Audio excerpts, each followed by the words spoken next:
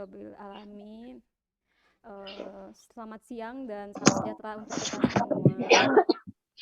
Mungkin bisa dibantu bagi teman-teman yang sedang belum di-unmute ya, ini mikrofonnya tolong di-unmute juga. Kita akan mulai sesi materi kelima pada siang hari ini dan kita akan kedatangan narasumber dari Dinas Pemberdayaan Perlindungan Perempuan dan Anak dan Keluarga Berencana Provinsi Jawa Barat yang nantinya akan mengisi materi tentang perlindungan perempuan dan anak khususnya untuk di wilayah Provinsi Jawa Barat. Nah, sebelum mungkin kita mulai materinya, masih ada spare waktu, mungkin ada pemutaran video dulu ya Teh?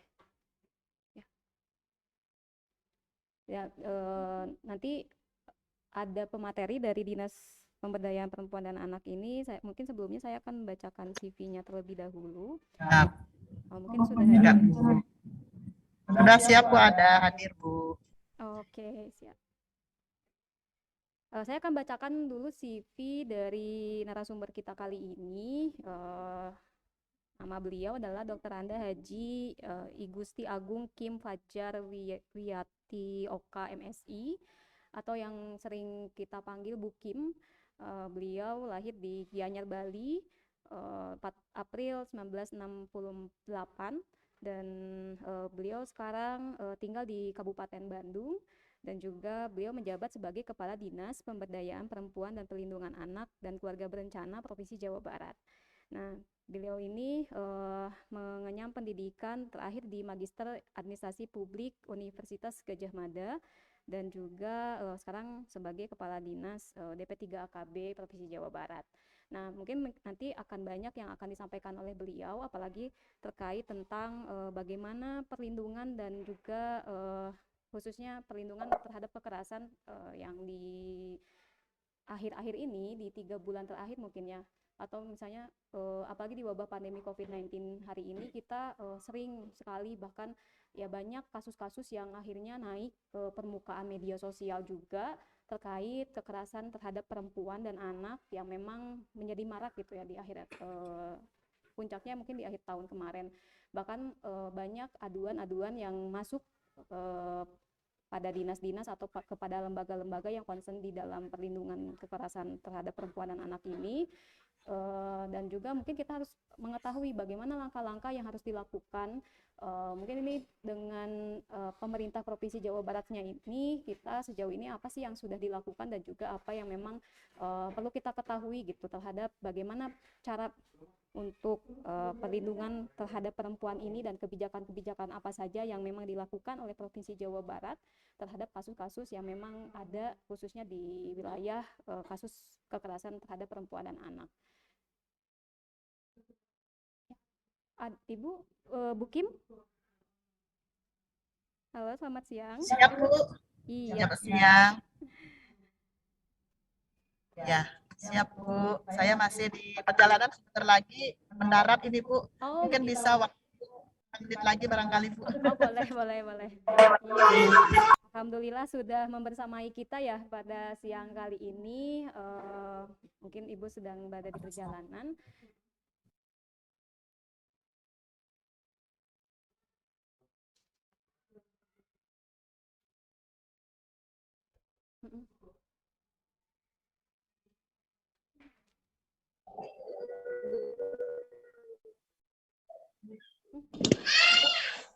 Apabila mau dimulai juga tidak apa-apa Bu, mangga Bu. Oh gitu. Siap.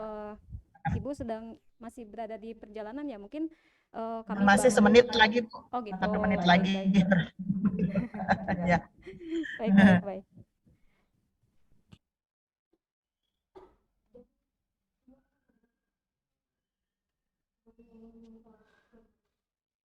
Mungkin ini yang menjadi diskusi kita pada siang hari ini. Semoga teman-teman peserta juga dapat menyimak dan juga mungkin pada sesi akhir nanti ada pertanyaan, silakan dipersiapkan juga, silakan untuk menyimak apa saja yang akan disampaikan oleh Bu Kim terkait perlindungan dan terhadap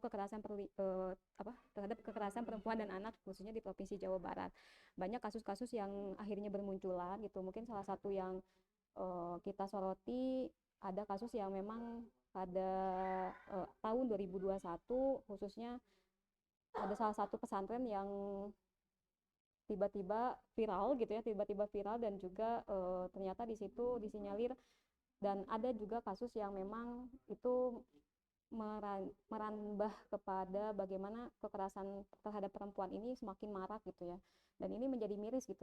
Ternyata di Jawa Barat sendiri angka kasus-kasus kekerasan terhadap perempuan dan terhadap anak ini tinggi juga gitu ya. Saya melihat beberapa kasus yang ada bahkan mungkin ini menjadi perhatian bersama kita bagaimana caranya kita semoga di sekitar lingkungan kita ini tidak ada yang menjadi korban atau misalnya tidak ada yang memang menjadi pelaku gitu ya, nauzubillahi min dzalik. Dan mungkin kita harus mengetahui gitu bagaimana sih cara kita nanti ke depannya ketika misalnya ada korban yang ada di lingkungan sekitar kita atau misalnya ada pelaku-pelaku yang memang tanpa kita sadari menjadi pelaku dari kasus-kasus kekerasan seksual terhadap perempuan dan anak ini. Ya.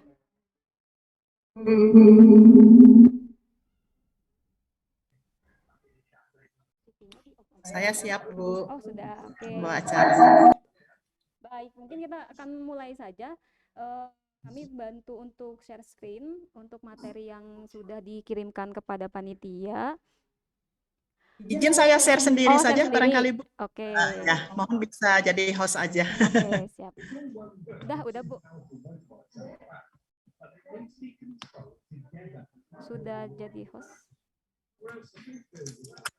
Bisa dimulai, Bu, barangkali. Ya, sudah. Langsung bagaimana? Mangga dipersilakan. Ya.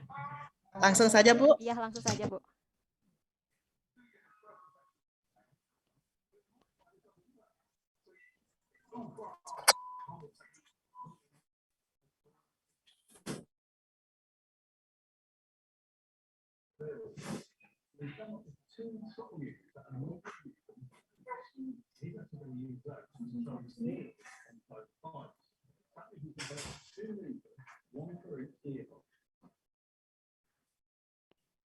Baik, bismillahirrahmanirrahim. Assalamualaikum warahmatullahi wabarakatuh.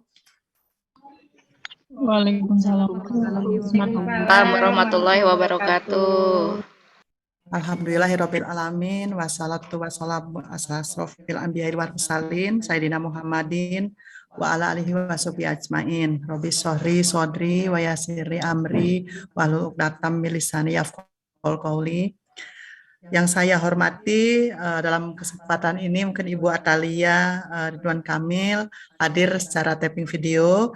Kemudian yang saya hormati Ibu Dewi Mulyani MPDI, Ketua PWNA Jabar.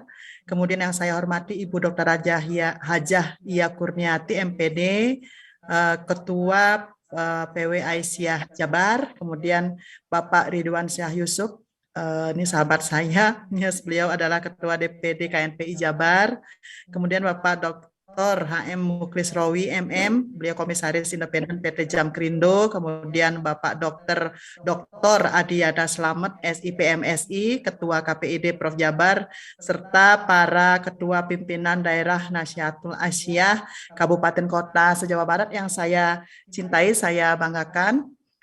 Mohon izin dalam kesempatan ini barangkali sebagaimana tadi disampaikan oleh Ibu pembawa acara bahwa kami dari DP3 AKB Provinsi Jawa Barat, Dinas Pemberdayaan Perempuan, Perlindungan Anak dan Keluarga Bencana. Terima kasih sudah diundang dalam kesempatan yang berbahagia ini. Kami akan menyampaikan barangkali beberapa hal terkait dengan upaya-upaya dan arah kebijakan dari perlindungan perempuan dan anak di Jawa Barat. Untuk itu mungkin langsung saja ya Ibu, saya share screen.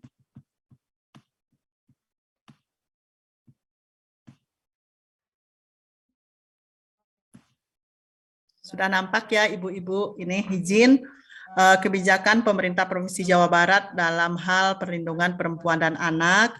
Ini Bapak dan Ibu, saya sampaikan dulu barangkali sedikit gambaran kebijakan di Provinsi Jawa Barat bahwa DP3 AKB ini merupakan salah satu bagian dari perangkat daerah Provinsi Jawa Barat. Kami memiliki dua tugas mengampu dua urusan, yaitu yang pertama adalah urusan pemberdayaan perempuan dan perlindungan anak, dan yang kedua adalah urusan pengendalian penduduk dan keluarga bencana.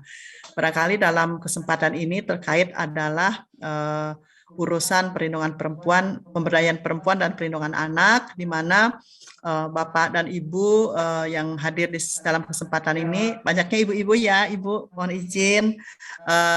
Kita tahu bahwa visi Jawa Barat itu adalah terwujudnya Jawa Barat juara lahir batin dengan inovasi dan kolaborasi, di mana dalam 5 misi, antara lain adalah misi kedua, kami mengampu misi kedua, yaitu melahirkan manusia yang berbudaya, berkualitas, bahagia, dan produktif melalui peningkatan pelayanan publik yang inovatif. Ketujuannya itu salah satu tujuannya adalah meningkatnya kebahagiaan dan kesejahteraan masyarakat. Sasarannya, nah ini barangkali yang terkait langsung sudah, kalau sasaran itu sudah semakin terfokus begitu. Sasarannya itu adalah meningkatnya pengaruh utamaan gender dan juga perlindungan anak. Kami memiliki 2 program unggulan untuk sasaran ini, yaitu perempuan juara dan juga anak juara. Di mana dalam program unggulan ini, dalam melaksanakan visi dan misi ini, kami juga mengemban mengampu indikator kinerja utama Gubernur Jawa Barat, antara lain indeks pembangunan gender dan indeks pemberdayaan gender. Saya lanjut saja mungkin.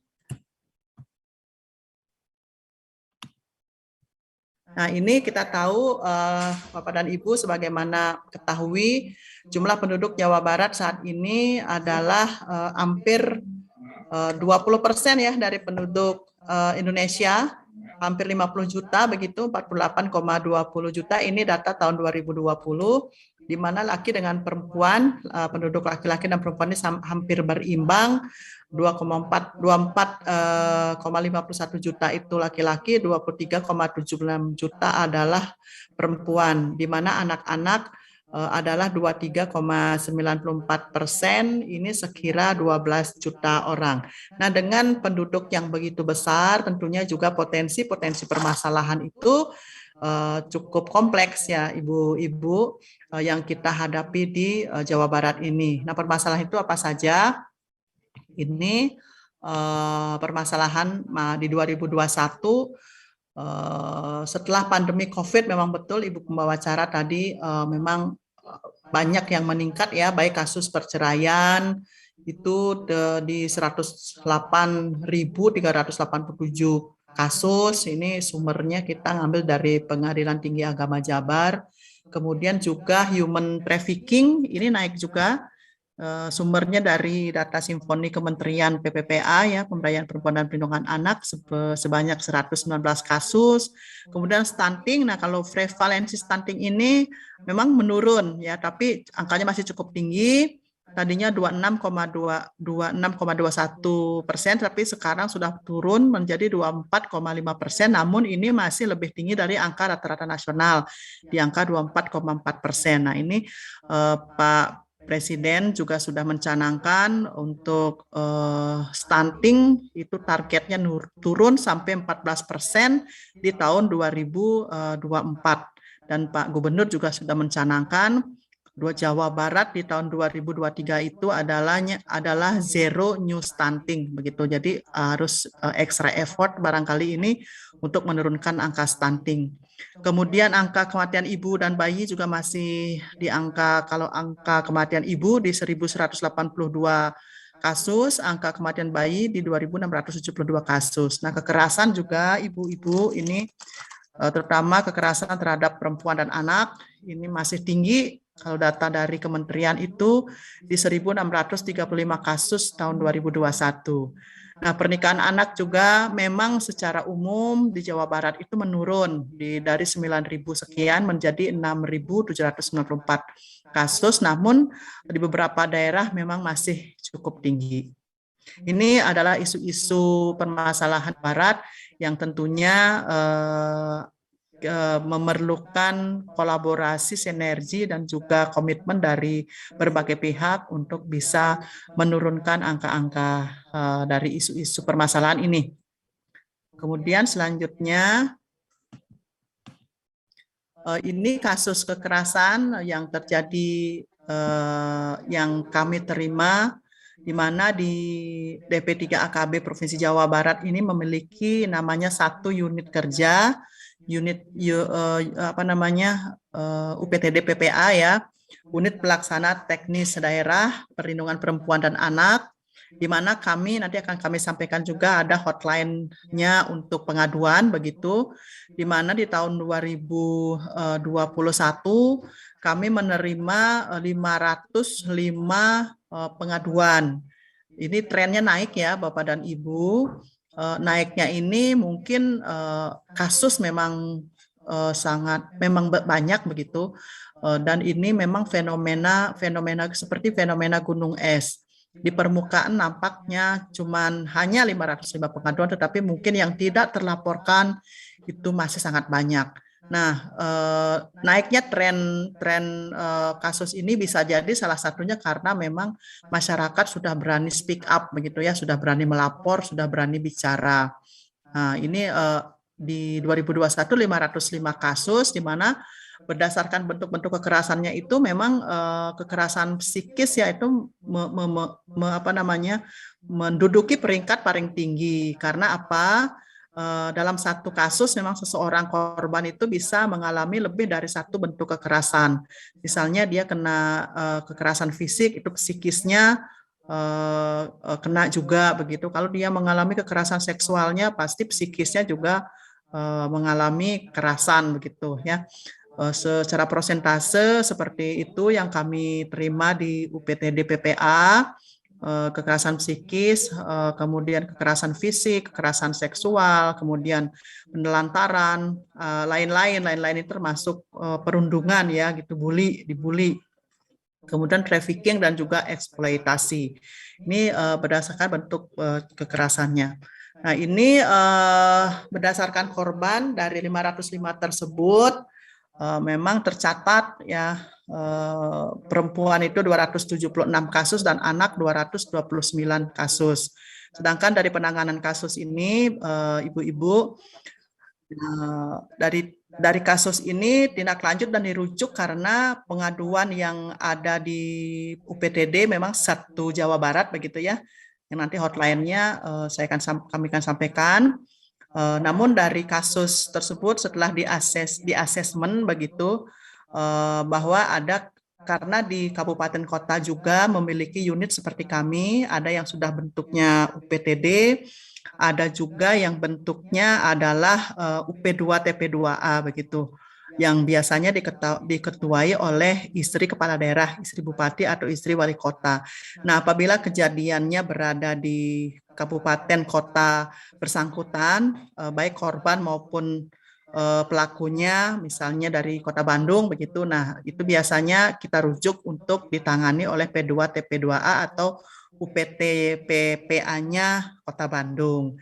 Namun dalam pelaksanaannya tentu saja ini kita lakukan monitoring begitu, dan kita lakukan penjangkauan bersama-sama.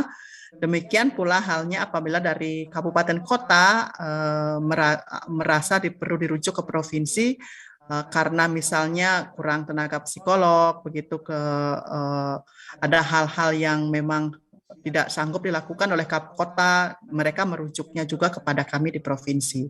Nah, pendampingan kasus yang sudah dilakukan oleh kami ini adalah ada konseling, ada konsultasi, kemudian pemeriksaan psikologis, kemudian mediasi, koordinasi, dan juga persidangan. Ini ada beberapa yang memang sedang berlangsung, dan ada juga yang kasus-kasus di tahun lalu sedang berlangsung sampai dengan saat ini. Misalnya yang tadi disampaikan sempat oleh Ibu pembawa acara, yang kasus HW ya Ibu ya, yang akhir tahun kemarin viral sekali begitu. Padahal itu memang sudah berjalan sejak bulan Mei 2020 begitu, dan putusannya sudah juga dilakukan, dan juga putusan ini juga banyak dikomentari ya di media seperti itu. Dan Bapak Ibu juga, Ibu-Ibu juga sudah mengetahui bagaimana. Nah, kami di DP3KB ini bekerja sama dengan pemerintah Kabupaten Garut, kemudian juga dengan LPSK, ini melakukan pengawalan terus terhadap bagaimana kelanjutan kondisi dari si korban begitu, baik psikologisnya maupun dari sisi fisiknya begitu ya, Ibu-Ibu. Saya lanjut. Nah, ini dari tadi yang saya sampaikan bahwa pengaduan-pengaduan tersebut dari 505 kasus tersebut ada beberapa jenis pengaduan, bentuk pengaduannya. Ada yang secara langsung gitu datang langsung ke kantor kami begitu di Jalan LRRE Marta Dinata nomor 1 Bandung. Kemudian ada juga yang melalui hotline. Nah, ini hotline-nya Ibu-ibu. Hotline yang bisa diakses apabila mengetahui atau mengalami terjadi kekerasan kepada seseorang. Ini bisa menghubungi hotline 085 2-nya 4 kali, 06 7-nya 3 kali. Juga bisa melalui Instagram DP3AKB atau Instagram UPTD PPA Jabar. Kemudian bisa melalui email dan juga ini untuk di kementerian ada Sapa 129. Sahabat Perempuan dan Anak 129, jadi dial 129 itu bisa langsung terhubung kepada kementerian, dan apabila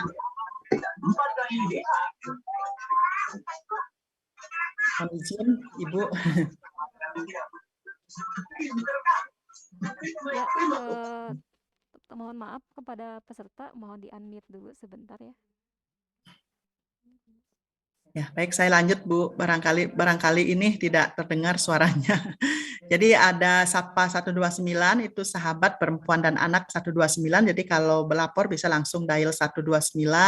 Apabila memang lokasinya ada di Jawa Barat, nanti dari kementerian akan melanjutkan kepada kami di DP3AKB. Kemudian pengaduan juga bisa berasal dari rujukan surat dari lembaga lain, misalnya dari PPA Polda Jabar. Mereka juga rujukan, maksudnya karena kami memiliki rumah aman atau mungkin ini masih tahap proses penelusuran atau pemeriksaan misalnya, itu dirujuk kepada kami, ataupun dari kabupaten kota yang saya sampaikan tadi, ataupun dari lembaga-lembaga perlindungan perempuan dan anak yang menerima pengaduan, itu bisa dirujuk kepada kami. Kemudian ini yang saya sampaikan tadi, tindak lanjutnya yang kita tindak lanjuti langsung itu tahun 2021 ada 195 kasus, sedangkan yang kami rujuk ke kabupaten kota itu karena korban dan pelakunya dari lokasi kejadian di satu kabupaten kota, sehingga kita rujuk 310 kasus.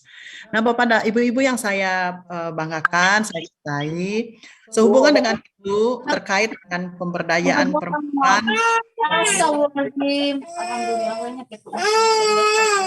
Mohon maaf, di mute dulu sebentar. Ibu Wiwi.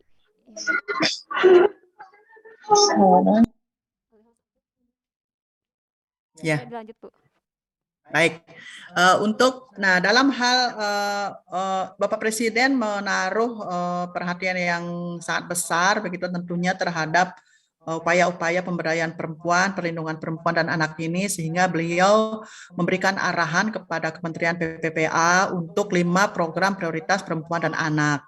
Ya, yang pertama itu adalah peningkatan pemberdayaan perempuan dalam kewirausahaan berspektif gender. Tetap berspektif gender, artinya ini ada kesetaraan antara laki-laki dan perempuan, begitu ya. Ada kesetaraan gender. Kemudian selanjutnya adalah peningkatan peran ibu dan keluarga dalam pendidikan dan pengasuhan anak. Tentunya ini karena keluarga adalah sebagai basic tumbuh kembangnya seorang anak, dan akan menentukan bagaimana generasi kita di masa depan, dan akan sangat menentukan. Saya ingin harus dikuatkan, ditingkatkan peran ibu dan keluarga. Ya, nanti kami akan uraikan upaya-upaya apa yang sudah kita lakukan. Kemudian penurunan kekerasan terhadap perempuan dan anak, ini tentu saja sangat terkait dengan topik kita hari ini. Ada beberapa kegiatan juga sudah kami lakukan. Nah, ini penekanannya Pak Presiden juga khusus, nanti berikutnya akan saya sampaikan. Kemudian penurunan pekerja anak, ini kita tidak pungkiri juga pekerja anak ini masih banyak ya dalam hal ini eksploitasi terhadap anak gitu ya. Anak dipakai untuk alat untuk supaya orang iba begitu ya, kemudian anak dijadikan dieksploitasi untuk mencari nafkah seperti itu, sehingga mengurangi hak-haknya sebagai anak dalam masa anak-anak begitu. Kemudian pencegahan perkawinan anak ini juga, pencegahan perkawinan anak ini sebagai satu upaya untuk menekan terjadinya kasus-kasus tadi yang saya sampaikan. Jadi perkawinan anak ini bisa memicu terjadinya anak stunting, kemudian memicu perceraian, memicu kekerasan dalam rumah tangga gitu ya, memicu kematian, angka kematian ibu dan bayi. Ini hulunya sebenarnya begitu. Nanti barangkali ada beberapa kegiatan yang sudah yang kita lakukan, upayakan. Selanjutnya, nah, khusus untuk perlindungan perempuan dan anak juga Bapak Presiden memberikan arahan khusus ini, di mana ada 5 poin yang menjadi catatan, begitu, yang menjadi garis bawah arahan beliau. Yang pertama itu prioritaskan pada aksi pencegahan kekerasan pada anak yang melibatkan keluarga, sekolah, dan juga masyarakat. Nah, ini membuktikan bahwa tindakan kekerasan kepada anak, pencegahan kekerasan terhadap anak, bukan hanya dilakukan oleh pemerintah begitu ya, tetapi juga semua sektor, mulai dari keluarga, kemudian lingkungan sekolah dan juga masyarakat. Tentunya sekolah di sini karena anak ya, kalau dalam keadaan normal begitu, waktunya tuh 2/3 mungkin ada di sekolah begitu ya, waktunya, sehingga ini ada beberapa upaya juga yang kami lakukan nanti dalam kaitan dengan arahan Bapak Presiden ini. Kemudian perbaikan sistem pelaporan dan layanan pengaduan terjadinya tindakan terjadinya kekerasan pada anak. Apakah itu sistem yang secara terintegrasi begitu ya, apa yang tadi saya sampaikan, hotline, kemudian ada lembaga layanan namanya Sapa 129, dan apa namanya, media-media sosial yang sekarang sedang berkembang, yang jelas bahwa anak korban harus dilakukan dengan cepat begitu. Nah, ini terkait dengan yang ketiga, lakukan reformasi besar-besaran pada manajemen penanganan kasus kekerasan terhadap anak agar penanganan dapat dilakukan dengan cepat, terintegrasi, dan lebih komprehensif. Ibu-ibu yang saya hormati, akhir-akhir ini yang saya sampaikan tadi bahwa kasus yang mohon izin yang HW kemarin ya, yang salah satu pesantren itu di Provinsi Jawa Barat ini, saya sampaikan untuk penanganan kasus di kami, Ibu Menteri Pemberdayaan Perempuan itu memberikan apresiasi sebetulnya Bu, ibu-ibu, bahwa kita melakukan penanganannya itu cepat itu karena kita bersinergi dengan aparat hukum, kemudian termasuk dalam hal ini Polda dengan kejaksaan begitu ya, kemudian juga instansi vertikal dengan Kemenak juga kami berkoordinasi terus, langsung dipimpin oleh Ibu Atalia pada saat itu, bahkan Ibu Menteri dan Pak Kejati juga turun langsung gitu. Kemudian juga pada saat penanganan si korban juga dilakukan secara apa namanya, bahu-membahu bersama-sama antar perangkat daerah terkait juga di Jawa Barat dan juga kabupaten kota seperti itu. Jadi ya diharapkan memang oleh jadi harapannya Pak, arahan dari Pak Presiden ini betul-betul pada saat penanganan kasus baik terutama kepada korban ini dapat dilakukan dengan cepat, terintegrasi, dan juga komprehensif begitu, mulai dari penanganan ya kasusnya sampai dengan pemulihan tentunya trauma-trauma, kemudian psikologis daripada korban begitu. Kemudian selanjutnya laksanakan proses penegakan hukum yang memberikan efek jera dan memberikan layanan pendampingan bantuan hukum. Ini jelas untuk dalam setiap kasus penegakan hukum itu memberikan efek jera, dalam arti lain harus berpihak kepada korban begitu ya. Jadi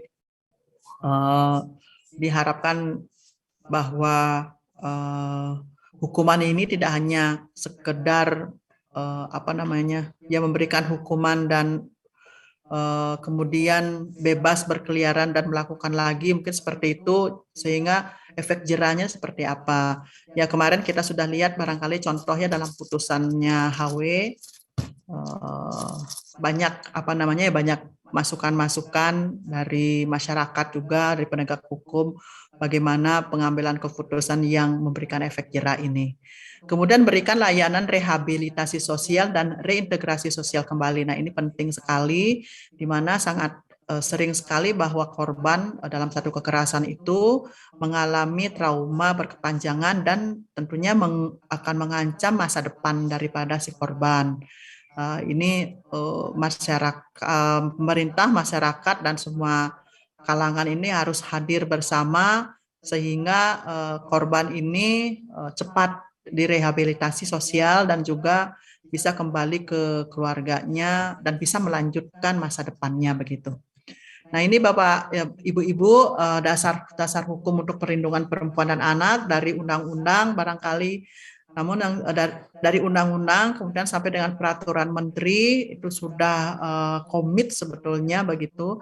Dan juga di pemerintah Provinsi Jawa Barat, Ibu-Ibu, kita juga sudah memayungi gitu ya perlindungan perempuan anak ini dengan beberapa perda sampai dengan Pergub. Ada Perda nomor 3 tahun 2008 tentang pencegahan dan penanganan korban perdagangan orang, dan ini di dalamnya termasuk juga gugus-gugus tugas begitu ya, atau Satgas.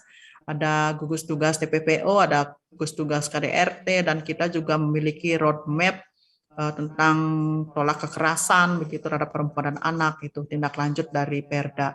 Kemudian ada Perda nomor 9 2014 tentang penyelenggaraan pembangunan ketahanan keluarga. Tentunya ini menjadi dasar yang tadi saya sampaikan, ketahanan keluarga untuk menyiapkan anak-anak kita begitu ya di dalam keluarga, sehingga potensi-potensi dilakukan kekerasan atau melakukan kekerasan itu tentunya bisa dikawal dan diharapkan tidak terjadi begitu.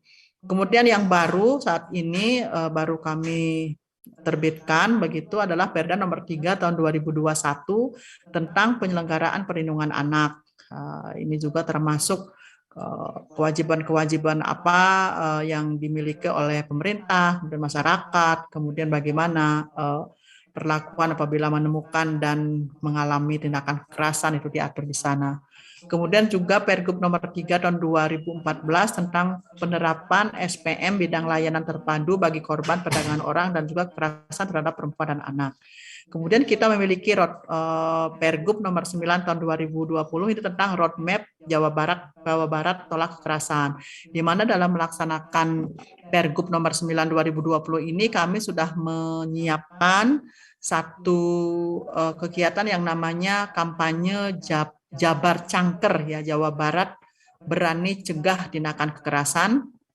Sudah kami publikasikan dan insya Allah nanti akan kita lakukan kegiatannya, mudah-mudahan tidak dalam waktu lama, yang tentunya ini juga melibatkan semua segmen termasuk mitra-mitra kami, pemerhati perempuan dan anak, dan juga lembaga-lembaga perlindungan perempuan dan anak.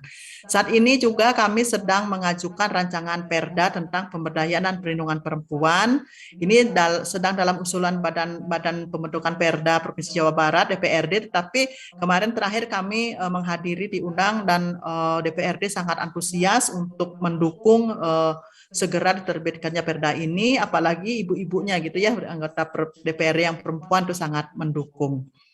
Kemudian ini apa upaya perlindungan perempuan dan anak yang kita lakukan, tentunya dari kebijakan program dan kegiatan, ini dari tentunya visi, misi, kemudian tujuan, sasaran, IKUK, program unggulan yang kami tadi sudah saya sampaikan, ini dielaborasi ke dalam kebijakan program dan kegiatan di DP3AKB seperti itu. Kemudian program-program dan kegiatan itu apa saja? Itu yang pertama melalui advokasi begitu ya, berupa sosialisasi. Nanti ada contoh-contohnya barangkali lebih konkret, saya sampaikan dokumen-dokumen kegiatannya, sosialisasi FGD, diseminasi kebijakan terkait KED ya, kekerasan, eksploitasi dan diskriminasi terhadap perempuan dan anak. Nanti barangkali akan lebih jelas di foto-foto kegiatan. Kemudian juga kami berupaya membuat satu aplikasi berbasis Android untuk pelaporan dan penanganan kekerasan. Ini masih dalam pengembangan, ibu-ibu, mohon doanya saja semoga lancar. Ini nanti aplikasi ini bisa diakses oleh masyarakat berbasis Android gitu melalui WA.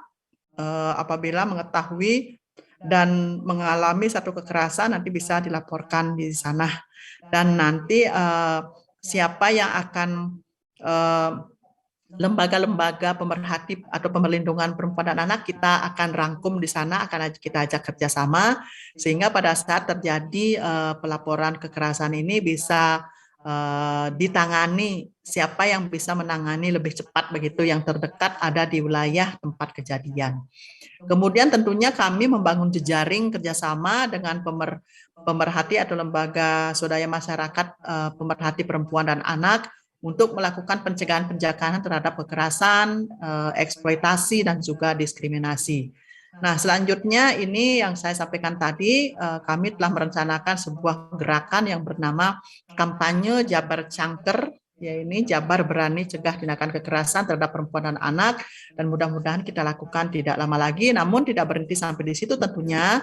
Kampanye ini adalah gerakan mengajak semua masyarakat untuk peduli begitu, dan mengedukasi masyarakat bahwa tindakan kekerasan itu harus ditindaklanjuti dan korban juga harus segera ditangani.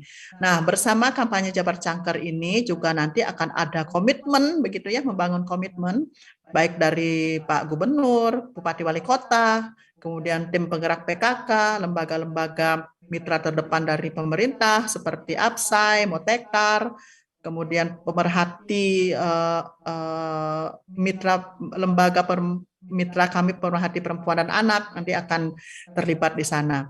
Dan kemudian juga nanti akan ada deklarasi Satuan Pendidikan Ramah Anak, dalam hal ini lebih khusus adalah pesantren ramah anak dan juga madrasah ramah anak. Nah, ini program kegiatan perlindungan perempuan dan anak di Jawa Barat, ibu-ibu yang saya banggakan. Nah, ini barangkali mulai dari Sekoper Cinta ya. Sekoper Cinta ini digagas dan diketuai langsung oleh Ibu Atalia Praratya, ibu kita bersama, ibunda kita gitu, di mana beliau menggagas Sekoper Cinta, Sekolah Perempuan Capai Impian dan Cita-Cita ini, yang merupakan wadah bagi perempuan di Jawa Barat ini untuk bertukar pengetahuan, kemudian bertukar pengalaman, kemudian kenali kebutuhan dan juga kepentingan dirinya sendiri sebagai perempuan, yang tujuannya adalah meningkatkan kualitas hidupnya untuk memberdayakan dirinya, keluarga, dan juga lingkungan sekitarnya. Nah, ini dalam Sekoper Cinta ini perempuan-perempuan diberikan pembelajaran ya secara blended learning karena saat ini sedang masa pandemi COVID, bekerjasama dengan TVRI dan kita bisa mengaksesnya di YouTube begitu. Ini ditindaklanjuti juga dengan beberapa pelatihan-pelatihan kejuruan begitu, bekerjasama dengan Kementerian Pemberdayaan Perempuan dan Perlindungan Anak, serta kita mendapatkan bantuan juga dari MOGEF ya, Ministry of Gender and Equality Family-nya Korea begitu, memberikan pelatihan memasak, menjahit, kecantikan, IT dan juga e-commerce, walaupun memang jumlahnya ini sangat terbatas. Ini memang diperuntukkan bagi alumni-alumni Sekoper Cinta dan juga perempuan-perempuan kepala keluarga gitu ya, perempuan yang menjadi tulang punggung keluarga. Nah, ini juga dalam pemberdayaan perempuan dan perlindungan perempuan, kita memiliki program kegiatan yang namanya Warung Setar ya, ibu-ibu setar gitu ya. Setar ini cewek strong dan ceria begitu. Jadi biar gampang diingat gitu ya. Ini merupakan wadah bagi perempuan kepala keluarga ya, yang saya sampaikan tadi.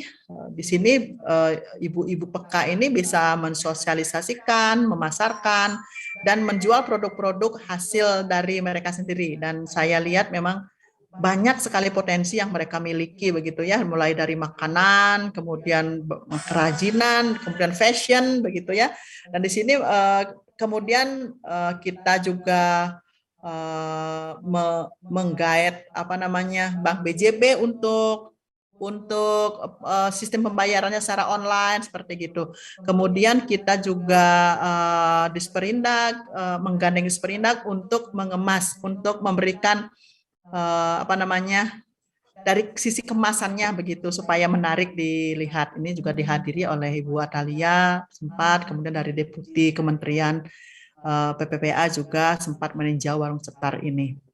Kemudian program selanjutnya dalam rangka perlindungan anak, ini kami memiliki program Ngabaso, namanya Ngabaso di awal itu pada saat sebelum pandemi itu adalah Ngabring ka Sakola. Nah ini Ngabring ka Sakola ini maksudnya biar anak-anak ke sekolah dalam berkelompok sehingga menimbulkan rasa aman dan nyaman begitu ya, tentunya didampingi oleh orang dewasa yang merupakan relawan-relawan kami.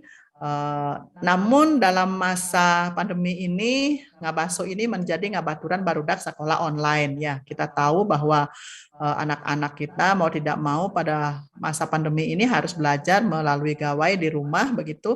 Nah ini lakukan pendampingan oleh relawan-relawan dan memberikan rasa aman dan nyaman kepada anak. Dan ini juga bekerja sama dengan contohnya di Bekasi ini ada namanya Patriot Desa yang merupakan relawan-relawan dari DPM Desa Provinsi gitu, jadi bekerja sama untuk melaksanakan program Ngabaso ini. Kemudian Stopan Jabar. Nah tadi terkait masih tingginya perkawinan anak di Jawa Barat, kami ini memiliki juga program Stopan Jabar, Stop Perkawinan Anak di Jawa Barat. Ini gerakan bersama untuk mencegah perkawinan anak dengan melibatkan dan sinergi lintas sektoral seperti BKKBN, kemudian Kanwil Kemenak Provinsi Jawa Barat, Pengadilan Tinggi Agama, dan juga termasuk ibu-ibu ya, kita sudah melakukan komitmen bersama untuk sama-sama nanti mensosialisasikan Stopan Jabar ini kepada komunitas kita masing-masing. Dan ibu-ibu yang saya hormati, saya informasikan bahwa Sukopercinta, bagi alumni Sukopercinta ini juga mereka pada saat wisuda begitu mereka mendeklarasikan bahwa salah satunya tidak akan menikahkan anak sebelum umur 18 tahun begitu ya. 18 tahun itu batas seseorang disebut anak. Nah, walaupun dalam undang-undang bahkan sekarang di undang-undang tentang perkawinan itu baik perempuan maupun laki-laki harus berumur 19 tahun begitu. Dan BKKBN Provinsi Jawa Barat juga menyikapi ini dengan satu program yaitu 2125 keren gitu ya, 21 untuk perempuan, 21 tahun untuk perempuan, 25 tahun untuk laki-laki. Nah, ini kita harapkan gerakan ini bisa menurunkan perkawinan anak di Jawa Barat, di mana perkawinan anak ini tentunya akan merenggut hak-hak anak begitu ya.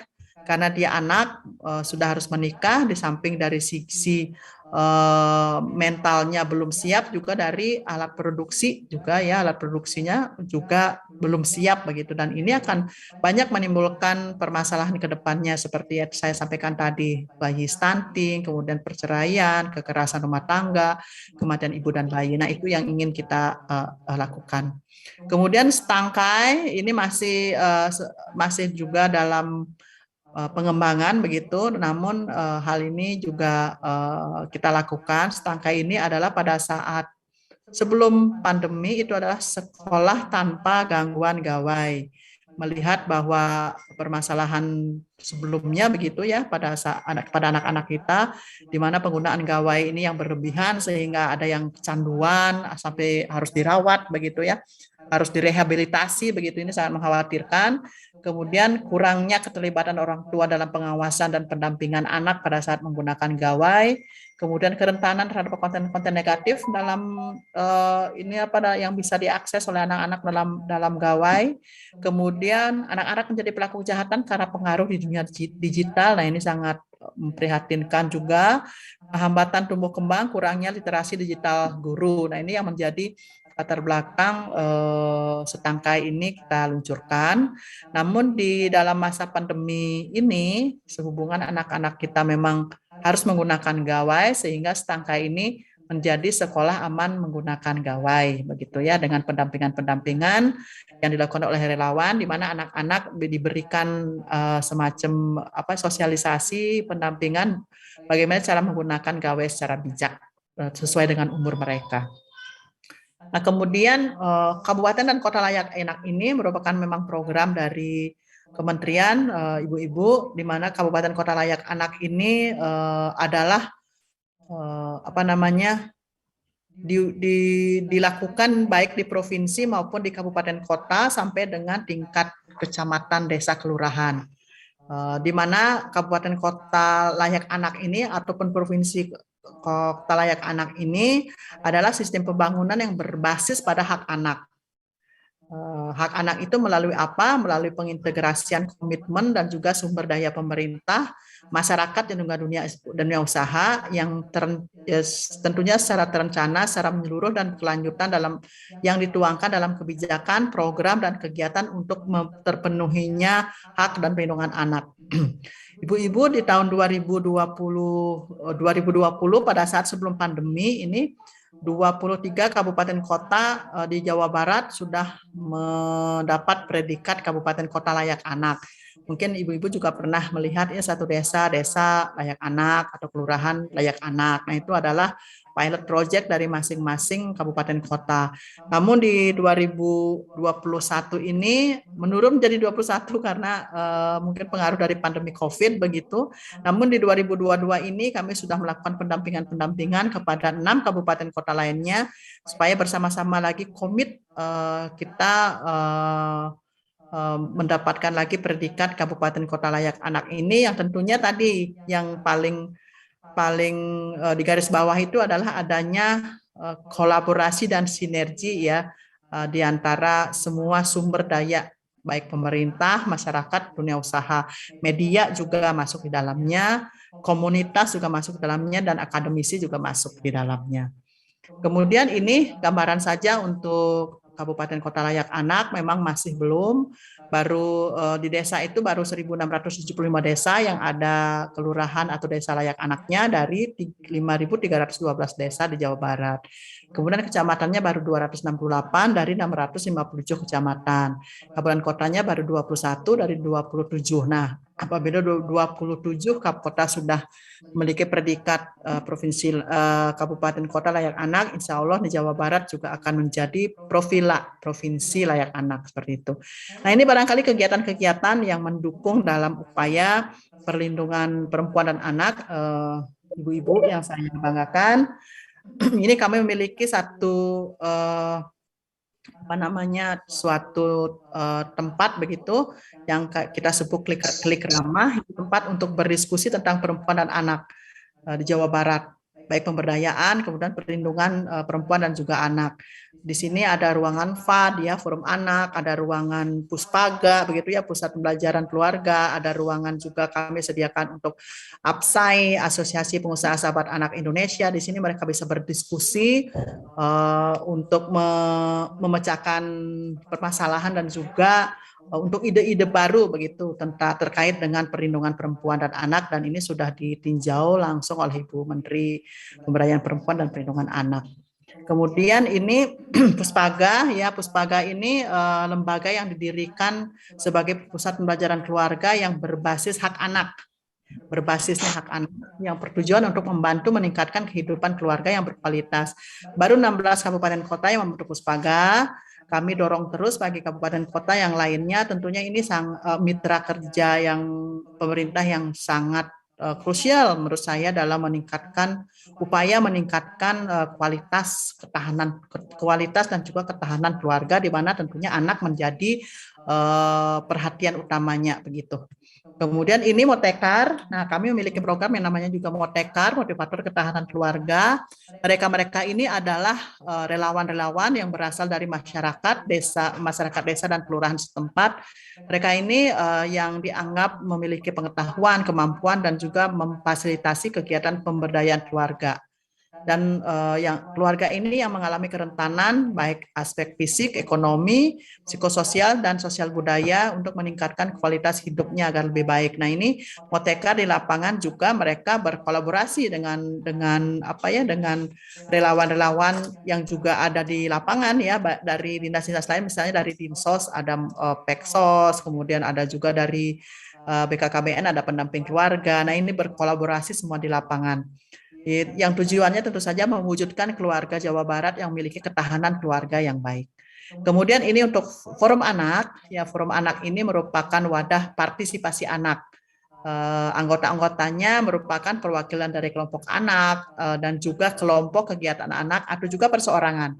Nah, saat ini kami sedang melakukan rekrutmen juga di provinsi karena yang menjadi pengurus itu adalah yang namanya anak itu adalah sebelum berusia 18 tahun. Sedangkan pengurus sekarang mereka sudah berusia 18 tahun ke atas begitu ya, ada yang sudah kuliah sehingga harus merekrut lagi. Di provinsi sudah dilakukan.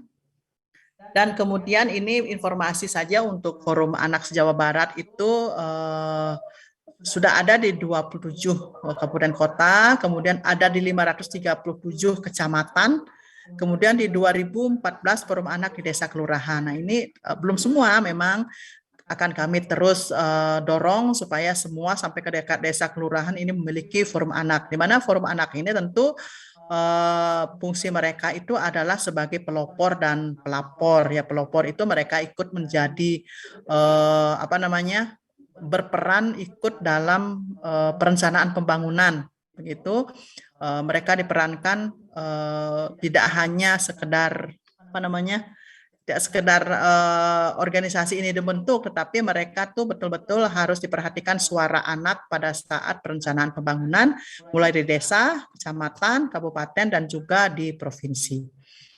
Nah, ini kegiatan-kegiatan dari anak-anak kita dari forum anak daerah. Apa namanya berbagi kepada sesama mereka ya sesama anak begitu.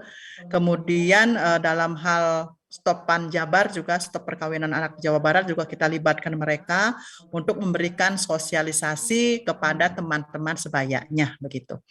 Nah, ini yang saya sampaikan tadi Asosiasi Pengusaha Sahabat Anak Indonesia. Ini juga sudah dibentuk dan anggota-anggotanya tentunya adalah perusahaan-perusahaan yang ada di Jawa Barat ya. Ada yang dari perusahaan-perusahaan fashion begitu ya, ada dari hotel, ada juga bank masuk ke sini yang mereka memiliki komitmen untuk sama-sama melindungi anak-anak mulai dari perlakuan mereka kepada orang tua perempuan yang memiliki anak-anak, misalnya dengan membentuk daycare di kantornya, kemudian produk-produknya yang ramah anak, kemudian program-programnya yang ramah anak, gitu. Seperti itu. Dan ini mereka sudah terlibat juga dalam bantuan santunan kepada anak-anak yatim piatu maupun yatim piatu yang orang tuanya meninggal akibat COVID-19. Kemudian ini pelatihan-pelatihan yang kita lakukan dalam upaya perlindungan anak, ada pelatihan konvensi hak anak yang harus diketahui oleh para penyelenggara pendidikan begitu ya, pendidik maupun penyelenggara pendidikan. Kemudian ada juga kegiatan selanjutnya ini sekolah ramah anak yang saya sampaikan tadi juga kita mengambil kemarin itu kita mengambil tempat di deklarasi di Kabupaten Majalengka. Karena di Majalengka ini 90% satuan pendidikannya ini sudah ramah anak. Kita jadikan contoh baik begitu benchmarking bagi kabupaten kota lainnya untuk bisa mewujudkan satuan pendidikan ramah anak ini. Selanjutnya ini juga untuk ruang bermain ramah anak juga kemarin kita lakukan rapat juga webinar mengundang semua kabupaten kota pada saat itu untuk menjadi satu perhatian juga bahwa ruang bermain ini juga harus disediakan ruang bermain yang ramah anak di masing-masing tempat, di masing-masing daerah.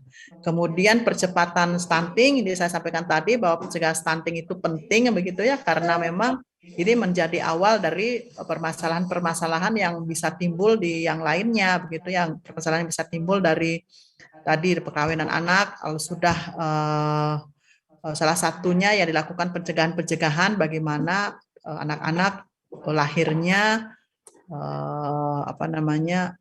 tidak lahir stunting dari mulai calon orang tuanya itu, gitu ya. Jatin mulai dari pendampingan kepada calon pengantin, memberikan, sekarang ada dari BKKBN juga sudah meluncurkan ya yang aplikasi namanya LC-Meal, kemudian juga pengangkatan ibu-ibu ke istri kepala daerah sebagai duta genre yang juga akan mengawal dari penurunan angka stunting. Kemudian ini rapat koordinasi, program dari kementerian yang namanya Desa Ramah Perempuan dan Peduli Anak. Ini juga satu upaya dalam mengimplementasikan dari arahan Bapak Presiden, yaitu ya penurunan pekerja anak, penurunan dari lima yang saya sampaikan tadi, arahan Bapak Presiden ini menjadi indikator-indikator dalam desa ramah perempuan dan peduli anak ini. Kemudian peningkatan kapasitas kemampuan anak dalam mencegah kekerasan, eksploitasi dan diskriminasi juga kita terus lakukan dengan juga dihadiri oleh anak-anak FAD juga, begitu ya, Jawa Barat dan juga kabupaten kota. Kemudian sosialisasi pencegahan kekerasan terhadap perempuan dan anak dan juga tindak pidana perdagangan orang. Kemudian ada kegiatan koordinasi kerjasama lintas sektor pencegahan kekerasan. Ini juga dalam rangka KIE ya, komunikasi, informasi dan juga edukasi. Kemudian rapat koordinasi pencegahan dan penanganan tindak pidana perdagangan orang lagi. Ini juga melibatkan anak-anak FAD. Kemudian Community Watch, jejaring gugus tugas tindak pidana perdagangan orang. Dan tidak lupa kami membangun kerjasama dengan lembaga ya, lembaga mitra pemerhati perlindungan perempuan dan anak yang sudah cukup banyak sebetulnya di Bandung, terutama di Jawa Barat, untuk kita ajak sama-sama bersinergi dalam upaya perlindungan perempuan dan anak ini. Nah, ini kemudian yang terakhir kami lakukan kemarin adalah melakukan bimbingan teknis, konvensi hak anak, dan sosialisasi pesantren dan madrasah ramah anak. Ini Bu yang menjawab salah satu fenomena yang terjadi akhir-akhir ini ya. Kita melakukan bimbingan teknis kembali kepada penyelenggara pesantren dan madrasah di se-Jawa Barat, kabupaten kota se-Jawa Barat, di mana nanti pada saat kampanye Jabar Cangker yang saya sampaikan tadi, masing-masing kabupaten kota ini diharapkan sudah ada satu piloting gitu, pilot project untuk satu pesantren ramah anak dan juga madrasah ramah anak untuk menjadi role model di kabupaten kotanya masing-masing. Kemudian BIMTEK konvensi hak anak ini juga kita tindak lanjuti dengan BIMTEK sosialisasi pesantren dan sosialisasi pesantren dan madrasah ramah anak. Ini juga sama dalam rangka lebih detail lagi sudah berfokus kepada satuan pendidikan ramah anak, dalam hal ini pesantren dan madrasah ramah anak. Nah, ini Bapak dan Ibu, dalam waktu dekat mudah-mudahan kita bisa melakukan kampanye yang namanya Jabar Cangker, yang sudah dilakukan. Kami sudah melakukan kegiatan Japri, yaitu Jabar punya informasi begitu, untuk menyampaikan kepada masyarakat dan juga media bagaimana kegiatan tersebut, apa saja yang akan kami lakukan pada kegiatan kampanye tersebut, dan juga maksud dan tujuannya. Nah, Jabar Cangker ini merupakan satu gerakan kampanye di mana nanti akan ada berkomitmen kembali bersama-sama, kemudian deklarasi pesantren dan ramah anak tadi, dan berkomitmen untuk cegah kekerasan terhadap perempuan dan anak, disabilitas dan juga lanjut usia. Nah, itu barangkali Bapak dan Ibu, ini kolaborasi yang kita lakukan. Saya sampaikan tadi, tentunya pemerintah tidak bisa bekerja sendiri dalam upaya perlindungan dan perlindungan perempuan dan anak, terutama dalam pencegahan kekerasan terhadap perempuan dan anak. Tentunya kami berkolaborasi Petahelix dengan Petahelix baik akademi, kemudian dengan dunia usaha, bisnis, media dan komunitas begitu. Ini sudah sangat baik ya kerjasama selama ini yang sama-sama tentunya mendukung upaya-upaya perlindungan perempuan dan anak. Ini relawan-relawan yang kami miliki di kabupaten kota yang berada di lini terdepan begitu ya, di lini bawah begitu dari kabupaten, kota, kemudian dari kecamatan dan juga kelurahan sampai ke RT RW. Sekira 41 ribuan relawan begitu saat ini yang tentunya beberapa dalam koordinasi kami langsung dan setiap secara berkala kami lakukan evaluasi dan kami fasilitasi begitu. Itu barangkali Ibu yang bisa saya sampaikan dalam kesempatan ini. Mudah-mudahan bisa bermanfaat begitu. Mohon maaf kalau waktunya mungkin agak panjang tadi. Silahkan nanti barangkali bisa kita berdiskusi lebih lanjut. Terima kasih, saya kembalikan kepada pembicara. Billahi taufiq wal hidayah. Assalamualaikum warahmatullahi wabarakatuh. Waalaikumsalam warahmatullahi Waalaikumsalam warahmatullahi wabarakatuh.